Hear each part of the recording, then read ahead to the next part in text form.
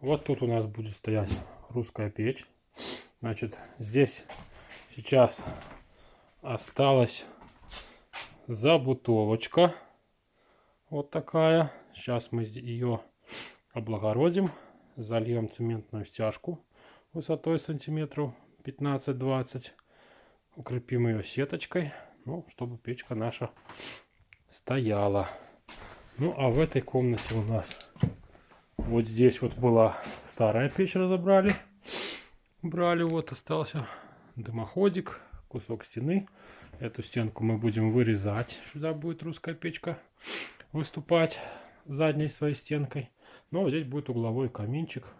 Тоже вот подготавливаем. Подушечку засыпали. Сейчас будем тоже заливать фундамент.